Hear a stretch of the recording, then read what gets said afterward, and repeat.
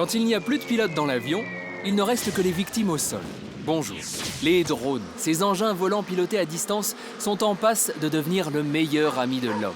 Leurs applications civiles sont nombreuses. Survoler les champs de céréales pour perfectionner les rendements, planer au-dessus des voies de chemin de fer pour éviter les vols de caténaires, aider les secours en cas de catastrophe, sans compter les multiples utilisations cinématographiques de ces engins.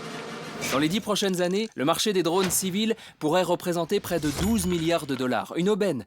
Malheureusement, ce n'est qu'un détail, car le vrai marché, c'est celui des drones militaires, 8 fois plus important. Revenons aux sources. Pendant la Seconde Guerre mondiale, les artilleurs américains apprennent leur métier en visant de petits engins radiocommandés inventés quelques décennies plus tôt, les Target Drones. Leur bruit ressemble à celui d'une abeille mâle, le bourdon. Drone en anglais. 60 ans plus tard, le 16 février 2001, le premier drone emportant un missile anti-char décolle de la base de Nellis, Nevada. Ainsi, les drones sont passés du statut de cible à celui d'arme de guerre. Ces dernières années, les stratèges américains ne jurent que par eux. Après le fiasco de Guantanamo et ses prisonniers torturés, l'administration Obama décide de faire plus simple. Cibler les responsables clés des organisations terroristes et les abattre à distance.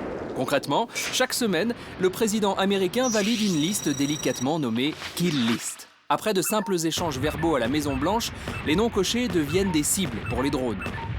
Si l'on prend le seul Pakistan, George W. Bush a autorisé 48 frappes de drones quand Barack Obama en a lui validé 341, 7 fois plus. Le tout sur un territoire, le Pakistan, où l'Amérique n'est pas officiellement en guerre. C'est donc la CIA qui pilote ces opérations. Depuis 2008, le nombre de pilotes de drones américains a été multiplié par 4, atteignant les 1300 hommes. En 2010, le 174e escadron de l'US Air Force fut le premier à remplacer l'intégralité de ses avions F-16 par des drones de combat. Pilotés depuis le sol américain, ces engins sont en théorie l'assurance d'une guerre chirurgicale. On élimine uniquement les organes malades. En pratique, les frappes sont bien moins propres que prévu.